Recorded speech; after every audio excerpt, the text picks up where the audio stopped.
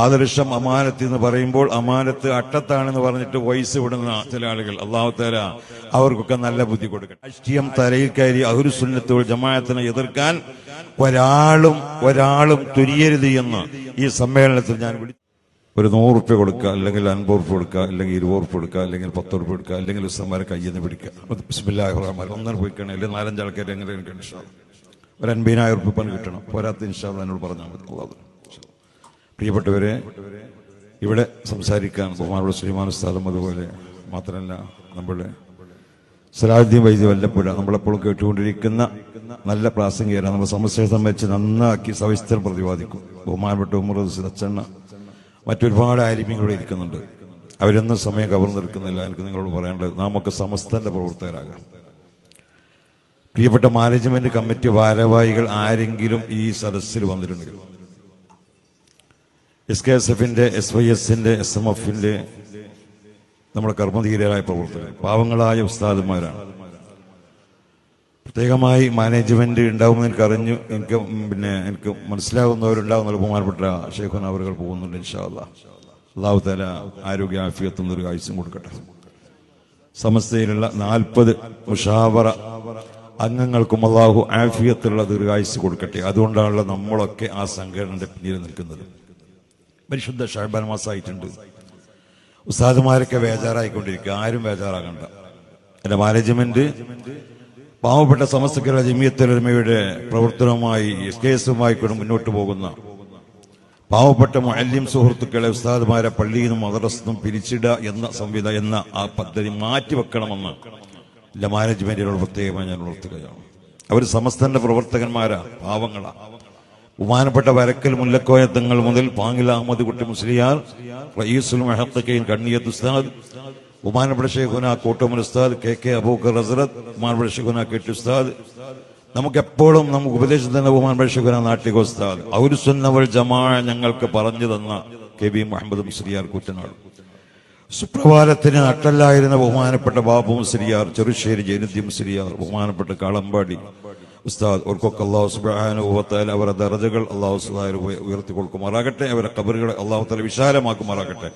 സമസ്ത കേരള ജമിയത്തുൽ ഉലമക്ക് പ്രവർത്തിക്കുന്ന ഒരു മുഅല്ലിമിനെയും ഒരു മുദർരിസിനെയും ഒരൊറ്റ കുട്ടിയും ഒരു മഹല്ലിൽ നിന്നും പിരിച്ചിടുക എന്ന ഒരാഗ്രഹം ഏതെങ്കിലും മാനേജ്മെന്റ് ഉണ്ടെങ്കിൽ അതൊക്കെ മാറ്റിവെക്കണമെന്ന് പ്രത്യേകമായി ഉണർത്തുന്നു. അത്തരമുള്ള ഉസ്താദുമാർക്ക് അല്ലാഹു സുബ്ഹാനഹു വ തആല ജോലിയും അതിനുള്ള എല്ലാ കാര്യവും അല്ലാഹു തആല ഇത് പടച്ചവന്റെ ഒരു റബ്ബിന്റെ ഒരു ത്വരീഖാണിത്. ഇതിൽ പയച്ചു പോകുന്ന ഒരു പരിപാടിയേ ഇല്ല. അതുകൊണ്ട് മരണം വരെ സമസ്തക്ക് വേണ്ടി പ്രവർത്തിക്കണമെന്നും അതിലായി അല്ലാഹു സുബ്ഹാനഹു വ തആല നമ്മുടെ ആഖിബത്ത് അല്ലാഹു തആല നന്നാക്കുമാറാകട്ടെ എന്ന് ഉണർത്തി ഇൻഷാ അല്ലാഹ് എല്ലാവരോടും ഈ പരിപാടി സംഘടിപ്പിച്ച നമ്മുടെ നിലമ്പൂർ മേഖല, നമ്മുടെ SKS-ന്റെ പ്രവർത്തകന്മാർക്കും സമസ്തയുടെ മുഴുവൻ പ്രവർത്തകന്മാർക്കും എല്ലാ അനുഗ്രഹങ്ങളും നേരുന്നതോടൊപ്പം അല്ലാഹു സുബ്ഹാനഹു വ തആല നമ്മുടെ പ്രവർത്തകന്മാർക്കും ഉസ്താദുമാർക്കും എല്ലാവർക്കും അല്ലാഹു ദീർഘായുസ്സും ആരോഗ്യവും ആഫിയത്തും കൊടുക്കട്ടെ. ആദർശം അമാനത്ത് എന്ന് പറയുമ്പോൾ അമാനത്ത് അട്ടത്താണെന്ന് പറഞ്ഞിട്ട് വോയിസ് വിടുന്ന ചില ആളുകൾ, അല്ലാഹു തആല അവർക്കൊക്കെ നല്ല ബുദ്ധി കൊടുക്കട്ടെ. അവർക്കൊക്കെ അല്ലാഹു നല്ല ബുദ്ധി കൊടുക്കട്ടെ. സമസ്തന്റെ മക്കളെ കണ്ട് പഠിക്കാനുള്ള മനസ്സ് അല്ലാഹു തആല അവിടെ കൊടുക്കട്ടെ. രാഷ്ട്രീയം തലയിൽ കയറി അഹ്ലു സുന്നത്ത് വൽ ജമാഅത്തിനെ എതിർക്കാൻ ഒരാളും തുനിയരുത് എന്ന് ഈ സമ്മേളനത്തിൽ ഞാൻ വിളിച്ചോരുന്നു. അല്ലാഹു സുബ്ഹാനഹു വ തആല സമസ്തയിൽ നിന്നും ശക്തി പകർന്ന് മരണം വരെ നമ്മുടെ പ്രവർത്തകന്മാർക്ക് അല്ലാഹു ദീർഘായുസ്സും ആരോഗ്യവും ആഫിയത്തും അല്ലാഹു തആല പ്രദാനം ചെയ്യട്ടെ. വആഖിറു ദഅവാനാ അനിൽ പലരും ലോകത്തെവിടെയും കാണാൻ കഴിയാത്ത വിധത്തിൽ സമസ്ത ഇന്ന് വളർന്ന് പന്തലിച്ചു. ഒരു ശക്തിക്കും അതിനെ തടുക്കാൻ കഴിയുകയില്ല. ഒരു രാഷ്ട്രീയ പാർട്ടിയുടെ സേവനം കൊണ്ടോ സഹായം കൊണ്ടോ അല്ല സമസ്ത ഇവിടെ വളർന്നത് എന്ന് വളരെ വ്യക്തമായി പറയാൻ ഞാൻ ആഗ്രഹിക്കുകയാണ്. ഇവിടെയുള്ള സുന്നത്ത് ജമാഅത്തുകാരൻ, അവൻ മുസ്ലിം ലീഗുകാരനാവാ, കോൺഗ്രസ്സുകാരനാവാ, മാർക്സിസ്റ്റുകാരനാവാ, ആ രാഷ്ട്രീയം അവന്റെ ഏതുമാവാ, അവൻ സുന്നിയാണോ, അവനാണ് സമസ്തയെ വളർത്തിയത്, അവന്റെ സഹായം കൊണ്ടാണ് ഇവിടെ സമസ്ത വളർന്നത് എന്ന് പറയാൻ ഞാൻ ആഗ്രഹിക്കുകയാണ്. രാഷ്ട്രീയം ഇവിടെ വിഷയമല്ല. സമസ്തക്ക് അങ്ങനെ പ്രത്യേക രാഷ്ട്രീയമില്ല. അതിന്റെ അംഗങ്ങൾക്ക് ഏത് രാഷ്ട്രീയ പാർട്ടികളിലും പ്രവർത്തിക്കാം, ഇസ്ലാമിനെതിരാവരുത് എന്ന് മാത്രമേ ഉള്ളൂ. അപ്പോൾ ഇവിടെ സുന്നികളായ പണ്ഡിതന്മാർ, ജനങ്ങള്, പാവപ്പെട്ട അന്നത്തെ ജനങ്ങൾ, അന്നത്തെ ഉമറാക്കള്, അവരൊക്കെ സഹായിച്ചുകൊണ്ടാണ് സമസ്തയെ ഇത്രയും വലിയ ഒരു പ്രസ്ഥാനമാക്കി മാറ്റിയത്. ഇവിടെ കുട്ടികളുടെ പുസ്തകം വാങ്ങുന്നത് ഉമറാക്കളുടെ മക്കൾക്ക് മാത്രമല്ല. അവർ മാത്രമല്ല സമസ്തയുടെ പുസ്തകം വാങ്ങുന്നത്, ഇവിടെയുള്ള മുഅല്ലിമീങ്ങളുടെ മക്കളും സമസ്തയുടെ പുസ്തകം വാങ്ങുന്നുണ്ട്. ആ വരുമാനവും സമസ്തക്ക് തന്നെയാണ് ചെല്ലുന്നത്. ഇതൊക്കെ പരത്തി പറയാൻ ഞാൻ ഇവിടെ ഈ സമയം ഉപയോഗിക്കുന്നില്ല. ഏതായിരുന്നാലും സമസ്ത എന്തിന് രൂപീകരിച്ചുവോ ആ ആശയം അത് പ്രചരിപ്പിക്കുക മാത്രമാണ് ഈ മക്കൾ ചെയ്യുന്നത്. ഇന്ന് സമസ്തയുടെ കൂടെ ഏറ്റവും ഒരു കാലത്ത് SYS സമസ്തയുടെ ഊന്നുവടി ആയിരുന്നുവെങ്കിൽ ഇന്ന് സമസ്തയുടെ കൂടെ നടന്നുകൊണ്ട് സമസ്തയുടെ ഊന്നുവടിയായി പ്രവർത്തിക്കുന്നത് SKSS ആണ് എന്ന് പറയാൻ ഞാൻ ആഗ്രഹിക്കുകയാണ്. അള്ളാഹു അവരുടെ ഈ പ്രവർത്തനം അവൻ സ്വീകരിക്കുകയും അതിനുള്ള എല്ലാ കഴിവും ആ മക്കൾക്ക് നൽകുകയും ചെയ്യട്ടെ എന്ന് ഈ അവസരത്തിൽ പ്രാർത്ഥിക്കുകയാണ്. സഹോദരന്മാരെ, നാം മനസ്സിലാക്കണം, സമസ്ത എന്ന് പറയുന്നത് ഏതെങ്കിലും അത് രൂപീകരിച്ച സമയത്ത് ഞാൻ പറഞ്ഞല്ലോ, ഈ സുന്നത്ത് ജമാഅത്തിന് എതിരിൽ വന്ന പ്രസ്ഥാനങ്ങളെ നേരിട്ട് ഇവിടെയുള്ള ജനങ്ങൾക്ക് ആദരവായ നബി കരീം സ്വല്ലല്ലാഹു അലൈഹി വസല്ലമ സഹാബത്തിനെ ഏൽപ്പിച്ച, സഹാബത്ത് താബീനെ ഏൽപ്പിച്ച, താബീങ്ങളെ ഏൽപ്പിച്ച, അവർ മുഖേന നമ്മുടെ കയ്യിൽ കിട്ടിയ ഈ പരിശുദ്ധ ഇസ്ലാം സുന്നത്ത് ജമാഅത്ത് അത് ഇവിടെ നിലനിർത്തുക, അത് ഇവിടെയുള്ള ജനങ്ങൾക്ക് പഠിപ്പിച്ചു കൊടുക്കുക, ഇത് മാത്രമാണ് സമസ്തയുടെ ലക്ഷ്യം. അല്ലാതെ ഏതെങ്കിലും മോഹത്തിന് വേണ്ടി അന്ന് സമസ്ത രൂപീകരിച്ച ഒരു പണ്ഡിതന്റെ മനസ്സിലും ഇല്ല ഒരു സ്ഥാനം കിട്ടണമെന്നോ അതല്ലെങ്കിൽ പണം സമ്പാദ്യം വല്ലതും കിട്ടണമെന്നോ എന്ന് ആഗ്രഹിച്ചുകൊണ്ടല്ല സമസ്ത ഇവിടെ രൂപീകരിച്ചത് എന്ന് നാം മനസ്സിലാക്കണം. വളരെ നിഷ്കളങ്കരായ മഹാപണ്ഡിതന്മാരാണ് അത് രൂപീകരിച്ചത്. എന്താണ് ഇപ്പോഴൊരു ആദർശ സമ്മേളനം എന്ന് ചിലർക്കത് കേട്ട് സഹിക്കാൻ കഴിയാതെ കുരുപൊട്ടി തുടങ്ങി. പലരും പല വിധത്തിലും ഈ പാവപ്പെട്ട അനുസരണമുള്ള മക്കളെ തടയുന്നതിൻ്റെ ഉദാഹരണങ്ങൾ ഒരുപാട് കേട്ട് കഴിഞ്ഞു. ഒരു സ്ഥലത്ത് യോഗം തീരുമാനിക്കും, അവിടെ നിന്ന് തടയപ്പെടും. പിന്നെ മറ്റൊരു ഭാഗത്തേക്ക് മാറും, അവിടുന്ന് തടയപ്പെടും. പിന്നെ വേറൊരു സ്ഥലത്തേക്ക്, ഇന്നലെ ഒരു യോഗം നടന്നത് 3-ാമത്തെ സ്ഥലത്ത് വെച്ചിട്ടാണ്. ഈ രൂപത്തിലൊക്കെ എതിർക്കാൻ എന്തിരിക്കുന്നു? എന്താണ് ഈ ആദർശ സമ്മേളനം കൊണ്ട് ഉദ്ദേശിക്കുന്നത്? ഇതിന്റെ മുമ്പൊന്നും കേൾക്കാത്ത കാര്യമാണോ? സഹോദരന്മാരെ, നാം മനസ്സിലാക്കണം, ബഹുമാനപ്പെട്ട സമസ്ത കേരള ജമിയത്തുൽ ഉലമ ഇവിടെ എന്തിനാണ് രൂപീകരിച്ചത്? അത് തന്നെയാണ് ഇപ്പോൾ ഈ നടന്നുകൊണ്ടിരിക്കുന്നത്. ആദ്യമായി ഇവിടെ പ്രവർത്തനം തുടങ്ങിയത് വഹാബീസമാണ്. അവര് അറബ് രാജ്യങ്ങളുമായി ബന്ധപ്പെട്ട് അവിടെ നിന്ന് പുതിയ ആശയങ്ങൾ അന്ന് അവിടെ പ്രചരിച്ചിരുന്ന വഹാബിസം, അതിന്റെ മാസികകളും മറ്റുമൊക്കെ ഇവിടെ വരുത്തി, ഇവിടെ അത് പഠിച്ച് അത് തെക്കൻ കേരളത്തിൽ ഇവിടെ നിന്ന് പോയ ആളുകൾ അവിടെ പ്രചരിപ്പിച്ചു തുടങ്ങി. കുറച്ചു കഴിഞ്ഞപ്പോൾ ഇവിടെ ലഹളയൊക്കെ പോയി കെട്ടടങ്ങി. അങ്ങനെ അവർ സ്വന്തം നാടുകളിലേക്ക് തിരിച്ചു വന്നപ്പോൾ പോയപ്പോൾ ഉണ്ടായിരുന്ന സ്വഭാവത്തിലല്ല അവർ തിരിച്ചു വരുന്നത്. ഇവിടെ വന്ന് അവരുടെ സുന്നത്ത് ജമാഅത്തിന്റെ ആശയാദർശങ്ങളിൽ അടിയുറച്ച് വിശ്വസിച്ചിരുന്ന സുന്നികളായ പാവപ്പെട്ട ജനങ്ങളുടെ ഇടയിൽ പുതിയ ആശയങ്ങൾ അവർ പ്രചരിപ്പിക്കാൻ തുടങ്ങി. ഇത് മനസ്സിലാക്കിയ നമ്മുടെ മഹാപണ്ഡിതന്മാര്, ആ കാലത്ത് ഒറ്റപ്പെട്ടുകൊണ്ടുള്ള പ്രവർത്തനം നടത്തിക്കൊണ്ടിരിക്കുന്ന പണ്ഡിതന്മാർ, അവര് ഇതിനെ സംബന്ധിച്ച് മനസ്സിലാക്കുകയും 925 കാലഘട്ടത്തിൽ ഒരു വർഷക്കാലം അവർ മുശാവറ നടത്തുകയും ചെയ്തു. എങ്ങനെ നമുക്ക് ഇതിനെ നേരിടണമെന്ന്. അങ്ങനെ പണ്ഡിതന്മാർ കൂടിയാലോചിച്ചതിന്റെ ഫലമായി 926 കേരള ജമിയത്തുൽ ഉലമ എന്ന ഒരു സംഘടനയ്ക്ക് രൂപം നൽകി. അതിനു മുമ്പ് ഇവിടെ പ്രവർത്തിച്ച് ഇവിടെ സുന്നത്ത് ജമാഅത്തിന് എതിരായിക്കൊണ്ട് ഇവിടെ പ്രവർത്തിച്ചിരുന്ന സംഘം, അതിന് പേര് അവർ സംഘമൊക്കെ ഉണ്ടാക്കിയിരുന്നു, ഐക്യസംഘം. ഇവിടെ ഒരു ഭിന്നിപ്പുമില്ലാത്ത കാലഘട്ടത്തിലാണ് ഐക്യസംഘം ഉണ്ടാക്കുന്നത്. അതിന് പേരിട്ടത് ഐക്യസംഘം വന്ന. അതില് സുന്നികളെ കൂട്ടത്തിൽ അറിയപ്പെട്ടിരുന്ന എല്ലാവരും സുന്നികളാണല്ലോ. ഇവർ മതം മാറി ഇങ്ങോട്ട് പുതിയ പരിഷ്കരണവുമായി വന്നത് ആരും അറിഞ്ഞിട്ടില്ലല്ലോ. അവർ ഐക്യസംഘം ഇവിടെ രൂപീകരിച്ച് പ്രവർത്തിച്ച് അതിന്റെ പ്രവർത്തനമാണ് പുതിയ ചിന്താഗതി ഇവിടെ കൊണ്ടുവരുന്നത്. ഇതിനു വേണ്ടി ഇവരെ നേരിടാൻ വേണ്ടി സുന്നത്ത് ജമാഅത്തിന്റെ പണ്ഡിതന്മാർ 26 രൂപീകരിച്ച സംഘടന കേരള ജംഇയ്യത്തുൽ ഉലമയാണ്. സംഘടന രൂപീകരിച്ചു എന്നല്ലാതെ അതിന്റെ ബാക്കി കാര്യങ്ങളൊന്നും അവർ ചെയ്തിട്ടില്ല. ആ സംഘടനയ്ക്ക് കീഴിൽ അവർ യോഗങ്ങൾ ചേരും, അവര് മറ്റ് പ്രവർത്തനങ്ങളൊക്കെ ചെയ്യും.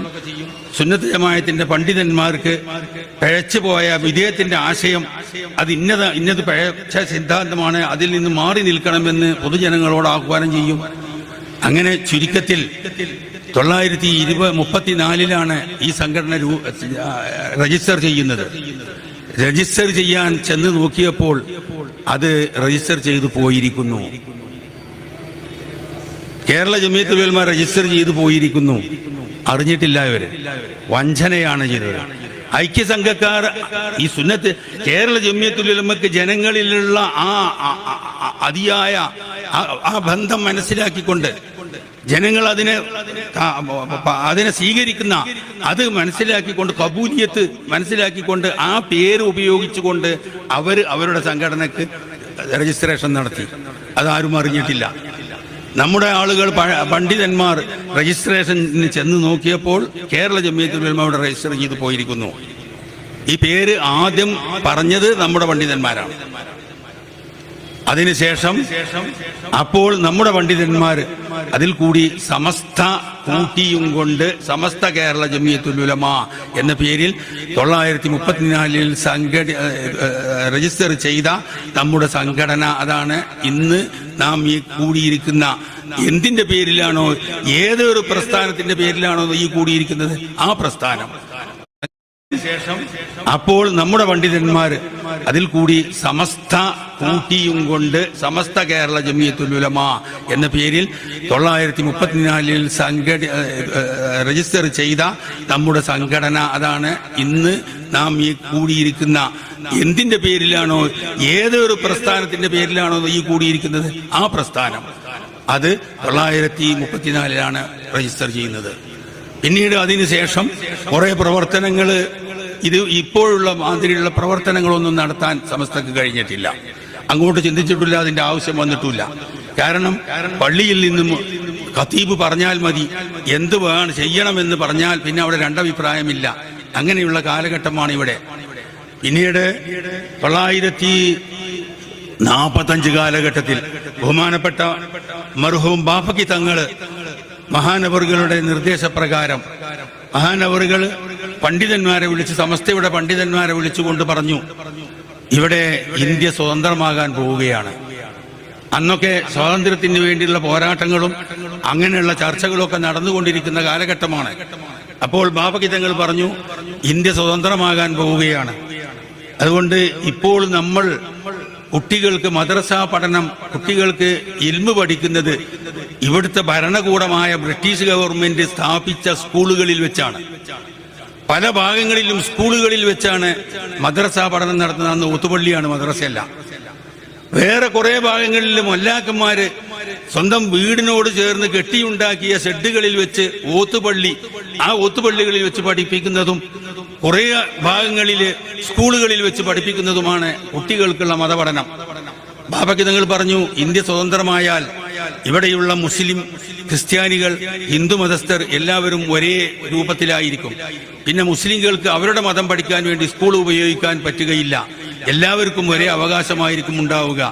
അങ്ങനെയാണ് സ്വതന്ത്രമായാൽ ഉണ്ടാവുക. അതുകൊണ്ട് നമ്മുടെ കുട്ടികൾക്ക് മതപഠനത്തിന് വേണ്ടി വേറെ വഴി കാണേണ്ടതുണ്ട് എന്ന് പണ്ഡിതന്മാരെ ധരിപ്പിക്കുകയും പണ്ഡിതന്മാര് ആ ഭാഗത്തേക്ക് ചിന്തിക്കുകയും അങ്ങനെ 950-കൾക്ക് ശേഷം മദ്രസ പ്രസ്ഥാനവുമായി സമസ്ത മുന്നിട്ട് പ്രവർത്തിക്കുകയും ചെയ്തു. വിദ്യാഭ്യാസ ബോർഡ് ഉണ്ടാക്കി, മദ്രസകൾ ഉണ്ടാക്കാൻ വേണ്ടി ജനങ്ങളെയൊക്കെ ആഹ്വാനം ചെയ്തു. അങ്ങനെ മദ്രസകൾ സ്ഥാപിക്കാൻ തുടങ്ങി. അത് സമസ്ത അംഗീകരിച്ചു. സിലബസ് ഉണ്ടാക്കി, പുസ്തകങ്ങൾ ഉണ്ടാക്കി, അങ്ങനെയുള്ള ഏകീകരിച്ച ക്രോഡീകരണങ്ങളൊക്കെ വരുത്തി അങ്ങനെ പ്രവർത്തിച്ചു തുടങ്ങി.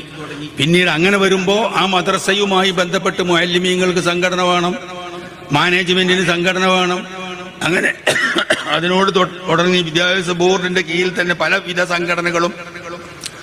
അങ്ങനെ പിന്നീട് അത് വികസിച്ച് വലുതായി വളർന്നു.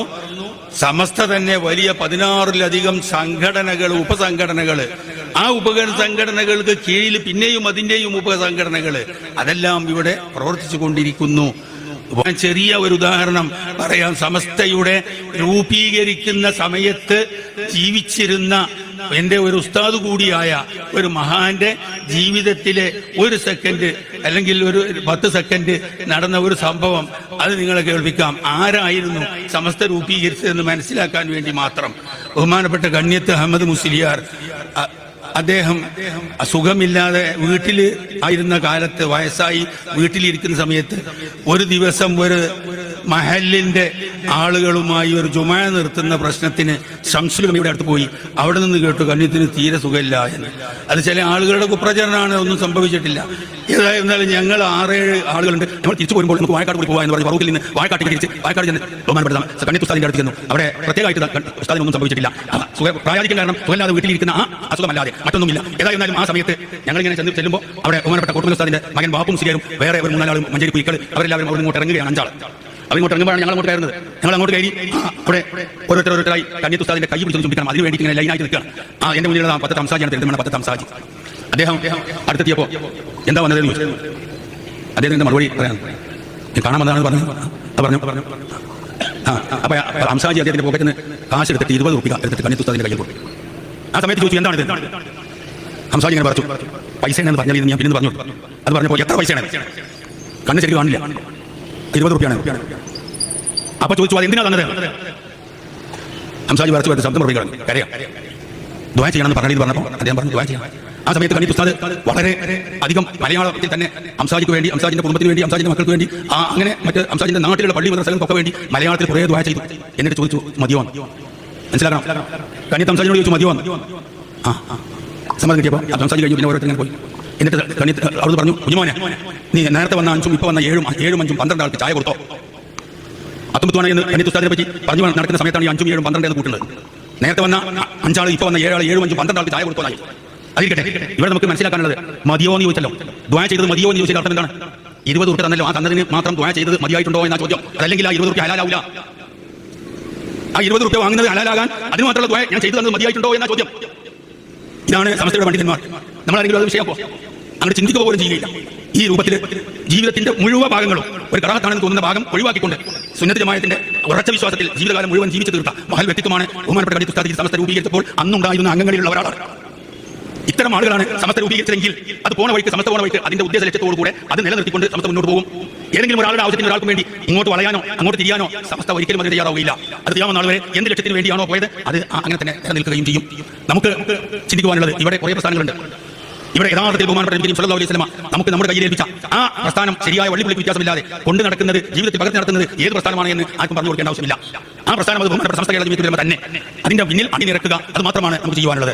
സഹോദരന്മാരെ, ഇവിടെ സമസ്ത 100 കൊല്ലമായി പ്രവർത്തനം തുടങ്ങി ഇനി 1 വർഷവും 20 ദിവസവുമുണ്ട്. എന്നാൽ സമസ്തയുടെ 100ാം വാർഷികം ആഘോഷിക്കുകയാണ്. വാർഷികത്തിന് ഇനി 1 വർഷവും 20 ദിവസവും ഉണ്ടാവും. ഈ 1 വർഷം സമസ്തയുടെ പല പ്രവർത്തനങ്ങൾ നടക്കാനുണ്ട്. അതിനുവേണ്ടിയുള്ള യോഗം നടത്താനുള്ള സ്ഥലങ്ങൾ 1 വർഷമായി തിരഞ്ഞെടുക്കണം. സംസ്ഥയുടെ മുഷാവറ കൂടും, പല ആളുകളും അതിനെ ചുമതലപ്പെടുത്തും. അവർ പല ഭാഗങ്ങളും നോക്കും. തമിഴ്നാട് നമ്മോട് ചേർന്ന് കോയമ്പത്തൂർ ഭാഗത്ത് സ്ഥലമുണ്ട്, പക്ഷേ അത് കേരളത്തിന്റെ പുറത്താണ്. കേരളത്തിന്റെ അകത്ത് പല ഭാഗങ്ങളും നോക്കി പാടങ്ങൾ കിട്ടും. ആ പാടം പെട്ടെന്ന് മഴ പെയ്താൽ ആഘോഷമാവും. പിന്നെ വരമ്പുകൾ അങ്ങോട്ടും ഇങ്ങോട്ടും വരമ്പുകൾ കുത്തി നിരത്തേണ്ടി വരും. പിന്നീട് രണ്ടാമത് കൃത്യമായ അതിൽ കൂടി അതിന് വരമ്പ് ഉണ്ടാക്കി കൊടുക്കാൻ കഴിയില്ല, അതിൽ വ്യത്യാസപ്പെടും. അങ്ങനെയൊക്കെയുള്ള പല പ്രശ്നങ്ങളും ഉണ്ടായതുകൊണ്ട് സ്ഥലം നിശ്ചയിക്കാൻ ഇതുവരെ നിശ്ചയം പൂർണ്ണമായിട്ടില്ല. എന്ന് പറഞ്ഞാൽ കുറച്ച് ആളുകളെ നിയമിച്ചു. ഞങ്ങൾ അവിടെ കാസർഗോഡ് സ്ഥലമുണ്ട് എന്ന് കേട്ട് അവിടെ പോയി. ഏതാണ്ട് ഞങ്ങൾക്കൊക്കെ തൃപ്തിയായിട്ടുണ്ട്. ഇനി അത് മുഷാവറയിൽ വെച്ച് ഒരു 1000 ഏക്കർ സ്ഥലം അവിടെ ഉണ്ട്. അത് കുറേ ഭാഗത്ത് വീടുകളുണ്ട്, കുറേ ഭാഗത്ത് തോട്ടങ്ങളുണ്ട്, കുറേ ഭാഗത്ത് മരങ്ങളുണ്ട്. മരങ്ങളൊക്കെ ഒഴിവാക്കാം, മുറിച്ചൊഴിവാക്കാം, കാടും ഒന്നൊക്കെ വെട്ടി നിരപ്പാക്കേണ്ടതൊക്കെ നിരപ്പാക്കാം. അതിനൊക്കെ അതിന്റെ മലയാളി പറഞ്ഞിട്ടുണ്ട്. അത് അയാൾ തന്നെ ചെയ്തു തരാമെന്ന് പറഞ്ഞിട്ടുണ്ട്. അങ്ങനെയുള്ള ഒരു സ്ഥലം ഗുനിയ എന്ന് പറയുന്ന സ്ഥലത്ത്, കാസർഗോഡ് ഗുനിയ എന്ന് പറയുന്ന സ്ഥലത്ത് കേരളത്തിൽ തന്നെ കണ്ടെത്തിയിട്ടുണ്ട്. അത് ഇൻഷാ അല്ലാഹ് നാളത്തെ യോഗത്തിൽ മിക്കവാറും അത് തീരുമാനമാകും. നാളെ മുഷാവറയുണ്ട്. ആ മുഷാവറയിൽ ഈ കാര്യം മുഷാവറയിൽ അവതരിപ്പിക്കും. അത് മുഷാവറ തീരുമാനിച്ചാൽ അവിടെ ആയിരിക്കും നമ്മുടെ യോഗം. ഇൻഷാ അല്ലാഹ് അത് ഏതാണ്ട് നമുക്ക് കൂടാൻ പറ്റുന്ന, സംസ്ഥക്ക് കൂടാൻ പറ്റുന്ന വലുപ്പം സ്ഥലം വിശാലതയുണ്ട്. പിന്നെ അവിടെ ഒരു 5-8 വലിയ കെട്ടിടങ്ങളുണ്ട്. അത് യൂണിവേഴ്സിറ്റിക്ക് വേണ്ടിയിട്ട് അയാൾ ഉണ്ടാക്കുന്ന കെട്ടിടങ്ങളാണ്. അതിൽ പഠനം തുടങ്ങിയിട്ടില്ല. അത് താമസിക്കാൻ വേണ്ടി ഉപയോഗപ്പെടുത്താമെന്നും കൂടി അദ്ദേഹം പറഞ്ഞിട്ടുണ്ട്. പുതിയ കെട്ടിടങ്ങളാണ്, ചെറുതൊന്നുമല്ല, വലിയ കെട്ടിടങ്ങൾ. അത് 6-7 ഒക്കെ നിലയുള്ള കെട്ടിടങ്ങളാണ്. അപ്പോൾ അങ്ങനെ കണ്ടെത്തിയിട്ടുണ്ട് എന്നുള്ള സന്തോഷം അറിയിക്കുകയാണ്. മിക്കവാറും നാളത്തെ യോഗത്തിൽ ഇൻഷാ അല്ലാഹ് ആ യോഗം ആ സ്ഥലം തീരുമാനിക്കാനാണ് സാധ്യത. യാത്ര ഇവിടുന്ന് ഒരു അറ്റത്താണ് എന്നുള്ള സ്ഥലമുള്ളൂ. നമുക്ക് ഒരുപാട് സാമ്പത്തികമായ നേട്ടങ്ങൾ അവിടെ ഉള്ളതുകൊണ്ട് ഉണ്ടാകുന്നുണ്ട്. സംഘടനാപരമായി ഇവർക്കൊന്നും താമസിക്കാൻ അവിടെ സ്ഥിരമായിട്ട് കുറച്ച് ദിവസങ്ങൾ താമസിക്കേണ്ടി വരുന്ന ആളുകൾ അവർക്കൊക്കെ താമസിക്കാൻ ഈ ബിൽഡിംഗുകൾ ഉപയോഗിക്കാൻ നമ്മൾ വേറെ വഴി നോക്കണം. കക്കൂസടക്കം എല്ലാ സൗകര്യങ്ങളും അവിടെ ഉണ്ട്. അതുപോലെ പിന്നെ അവിടെ നേരത്തിലും മറ്റുള്ള എല്ലാ കാര്യങ്ങളും അദ്ദേഹം തന്നെ ചെയ്തു തരാൻ നേരിട്ടുണ്ട്. അങ്ങനെ ഒക്കെ വെച്ച് നോക്കുമ്പോൾ ഒരുപാട് നേട്ടങ്ങളുണ്ട്. നമുക്ക് ഇവിടുന്ന് പോകാൻ ട്രെയിൻ പോയാൽ അവിടുന്ന് വളരെ കുറച്ചുള്ള കാസർഗോഡ് ഇറങ്ങിയിട്ട് ഇങ്ങോട്ട് പോരാം, അല്ലെങ്കിൽ അതിന്റെ പുറത്തെ സ്റ്റേഷനിൽ ഇറങ്ങിയിട്ട് കുറച്ച് അങ്ങോട്ട് പോയാൽ മതി. അങ്ങനെ അപ്പോൾ അത് ഇനി അടുത്ത ഒരു വർഷവും 20 ദിവസവും കഴിഞ്ഞാൽ നമ്മുടെ സമ്മേളനത്തിന്റെ ഡേറ്റായി. അതിന്റെ അടിയിൽ ഇനി ഒരുപാട് കാര്യങ്ങൾ സമസ്തക്ക് തീർക്കാനുണ്ട്. ആ സമയത്തൊക്കെ നിങ്ങളുടെ എല്ലാ നിരക്കുള്ള സേവനങ്ങളും ആവശ്യമായ സേവനങ്ങളെല്ലാം ആ രംഗത്ത് ഉണ്ടായിരിക്കണമെന്ന് ഈ സമയത്ത് ആവശ്യപ്പെടുകയാണ്. സർവശക്തനായ റബ്ബുൽ ഇസ്സത്ത് സമസ്തയുടെ വിശ്വാസ ആചാരങ്ങൾ അനുഷ്ഠിച്ചുകൊണ്ട് മരണം വരെ ആ വിശ്വാസം നിലനിർത്തി പോരാന് മരിക്കുന്ന സമയത്ത് ഒരു സമസ്തക്കാരനായി കൊണ്ട് മരിക്കുക എന്ന് പറഞ്ഞാൽ അതൊരു വേറൊരു പ്രസ്ഥാനമല്ല. സുന്നത്ത് ജമായത്തിൽ അടിയുറച്ച് വിശ്വസിക്കുന്നവനായി, അതാ സമസ്തക്കാരനായി എന്ന് പറഞ്ഞാൽ സുന്നത്ത് ജമായത്തിൽ അതാണ് നബി കരീം സല്ലല്ലാഹു അലൈഹി വസല്ലം നമുക്ക് തന്ന പരിശുദ്ധ ഇസ്ലാം. അത് അനുസരിച്ചുകൊണ്ട് ജീവിച്ച് മരണം വരെ അത് നിലനിർത്തി പോരാൻ സർവശക്തനായ റബ്ബുൽ ഇസ്സത്ത് നമുക്ക് എല്ലാവർക്കും തൗഫീഖ് നൽകട്ടെ. ഈ പരിപാടി ഇവിടെ സംഘടിപ്പിക്കാൻ വേണ്ടി ഇതിനു വേണ്ടി ഓടി നടന്ന SKSFന്റെ മക്കൾക്ക് അല്ലാഹു തആല എല്ലാവിധ കഴിവും അല്ലാഹു പ്രദാനം ചെയ്യട്ടെ എന്ന് പ്രാർത്ഥിക്കുകയാണ്. ഇതിനുവേണ്ടി സഹകരിച്ച സാമ്പത്തികമായും മറ്റു നിലക്കുമൊക്കെ സഹകരിച്ച പല ഉമറാക്കളും മറ്റ് സഹോദരന്മാരും ഇവിടെയുള്ള പണ്ഡിതന്മാരും ഒക്കെയുണ്ട്. അവരുടെ എല്ലാ പ്രവർത്തനങ്ങളും അല്ലാഹു സാലിഹമലായി സ്വീകരിക്കട്ടെ. അർഹമായ പ്രതിഫലം അല്ലാഹു നൽകട്ടെ. നമ്മിൽ നിന്ന് മരണപ്പെട്ടു പോയ ഒരുപാട് ആളുകളുണ്ട്, പണ്ഡിതന്മാരുണ്ട്, അല്ലാത്തവരുണ്ട്. അവർക്ക് എല്ലാം അല്ലാഹു മഗ്ഫിറത്തും മർഹമത്തും പ്രദാനം ചെയ്യട്ടെ. അവരുടെ പരലോക ജീവിതം ദറജ അല്ലാഹു ഉയർത്തി കൊടുക്കട്ടെ എന്ന് മാത്രം പ്രാർത്ഥിച്ചുകൊണ്ട് അല്ലാഹുവിന്റെ ുള്ളതുകൊണ്ട് നമുക്ക് സമസ്ത എന്ന് പറയുന്ന ഈ പ്രസ്ഥാനത്തിന്റെ കീഴിൽ ഒറ്റക്കെട്ടായി നാളെ സമസ്തയുടെ 100ാം വാർഷികം പ്രഖ്യാപിച്ചാൽ, സമസ്ത 100ാം വാർഷികത്തിന്റെ പ്രമേയം പ്രഖ്യാപിച്ചാൽ, സമസ്ത കേരള ജംഇയ്യത്തുൽ ഉലമയുടെ ഈ പ്രസ്ഥാനത്തിന്റെ മഹാചരിത്ര സമ്മേളനത്തിന്റെ നഗരി പ്രഖ്യാപിച്ചു കഴിഞ്ഞാൽ സയ്യിദുൽ ഉലമയുടെ നേതൃത്വത്തിൽ ലക്ഷക്കണക്കിന് സമസ്തയുടെ പട്ടാളം ആ സമ്മേളന നഗരിയിലേക്ക് സമസ്ത ഉയർത്തിപ്പിടിക്കുന്ന ആ പ്രമേയം അത് പ്രയോഗവൽക്കരിക്കാൻ വേണ്ടി ഈ പ്രസ്ഥാനത്തിന്റെ ആദർശ വഴി അടുത്ത തലമുറയിലേക്ക് ഏൽപ്പിച്ചു കൊടുക്കാൻ വേണ്ടി നാളത്തെ പ്രഖ്യാപനം വരുമ്പോ അതിന്റെ കൂടെ എല്ലാ കുതന്ത്രകാരികളുടെ കുതന്ത്രങ്ങളെ പരാജയപ്പെടുത്തിക്കൊണ്ട് സമസ്തക്കൊരു കോട്ടയുടെ കാവലാളുകളായി ഈ SKSFന്റെ മക്കളുണ്ടാകും. ഈ പ്രസ്ഥാനത്തിന്റെ ഈ യാത്രയെ നിങ്ങളുടെ കുതന്ത്രങ്ങൾക്ക് ഒരിക്കലും തകർക്കാൻ കഴിയൂല. നിങ്ങൾ എത്ര വലിയ രാഷ്ട്രീയ സ്വാധീനങ്ങൾ ഉപയോഗപ്പെടുത്തിയാലും, എത്ര പണമൊഴുക്കിയാലും, എത്ര കുതന്ത്രങ്ങൾ നിങ്ങൾ ആവിഷ്കരിച്ചാലും, ഇഖ്ലാസോടുകൂടെ ബഹുമാനപ്പെട്ട ശംസുൽ ഉലമ ദുആ ചെയ്ത്, കണ്ണിയത്ത് ഉസ്താദ് ദുആ ചെയ്ത് പുറത്തുവിട്ട SKSF സമസ്ത കേരള സുന്നി വിദ്യാർത്ഥി ഫെഡറേഷൻ ഈ പഞ്ചാക്ഷരിയുടെ ഈ പതാക ഉയർത്തിപ്പിടിച്ചുകൊണ്ട് ഈ മക്കൾ സമസ്തയുടെ കൂടെയുണ്ടാകും എന്ന് ആഗ്രഹിച്ചുകൊണ്ട് പ്രാർത്ഥിച്ചുകൊണ്ട് ഞാൻ എന്റെ വാക്കുകൾ അവസാനിപ്പിക്കുന്നു.